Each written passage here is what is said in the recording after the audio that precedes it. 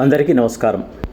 మనము ఏ మనోవిశ్లేషణ శాస్త్రానికి సంబంధించిన మనోవైజ్ఞానికవేత్తలు చెప్పిన నిరంతరంగా ఒక అంశం మీద ప్రయత్నం చేస్తూ ఉంటే ఫలితం తప్పకుండా వస్తుంది అనే అంశాన్ని చెప్తారు. దాన్నే సంస్కృతంలో సాధనాత్ సాధ్యతే సర్వం అంటూ ఉంటారు.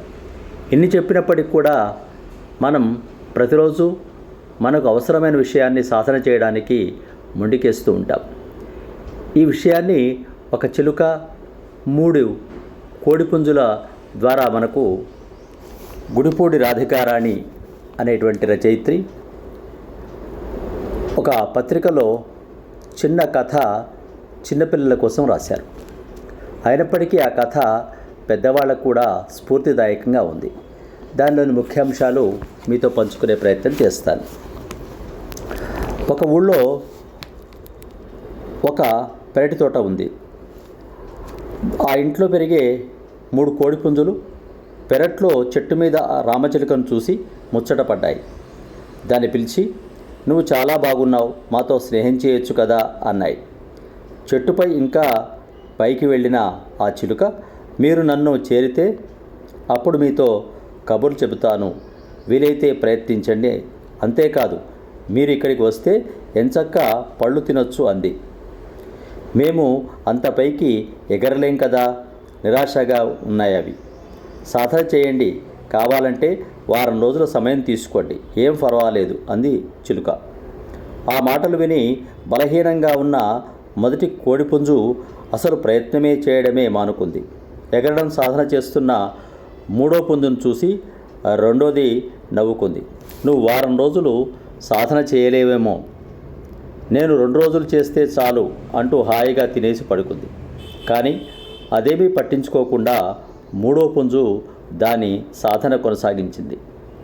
వారం రోజుల గడిచిన తర్వాత మొదటి పుంజు అసలు ప్రయత్నమే చేయకుండా గట్టు మీదే ఉంది. 2వ పుంజు కేవలం గోడను ఎక్కగలిగింది. కఠినంగా ప్రయత్నించిన 3వది చాలా సులభంగా చిలుకమ్మను చేరుకుంది.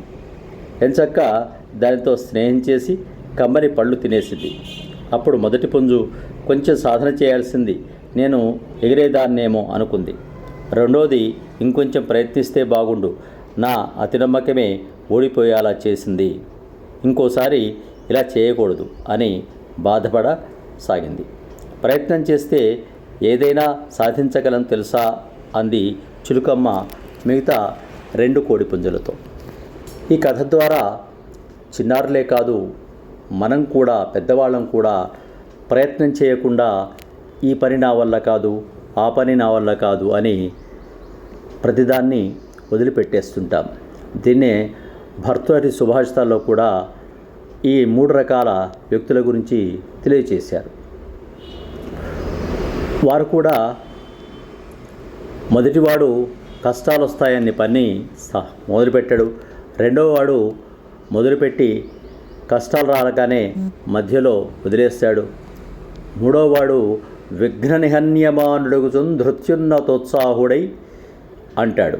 అన్ని రకాల విఘ్నాలను దాటుకుంటూ ధైర్యంతో, ఉత్సాహంతో ముందుకు వెళ్ళి విజయం సాధిస్తాడని అంటారు.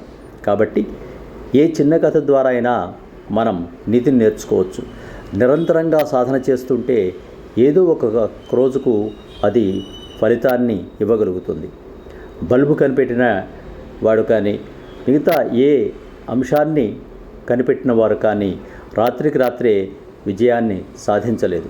వారి జీవితాన్ని ధారపోసి ఆ విజయాలను అందుకున్నారు అనే విషయాన్ని మనం గమనించినట్లయితే, మనకు అవసరమైనటువంటి నైపుణ్యాన్ని సంపాదించుకోవడం కోసం నిరంతరంగా సాధన చేస్తూ ఉండాలి అని ఈ చిన్ని కథ ద్వారా మనం తెలుసుకున్నాం. సబ్స్క్రైబ్ ఆచార్య శ్రీ శక్తి ఛానల్.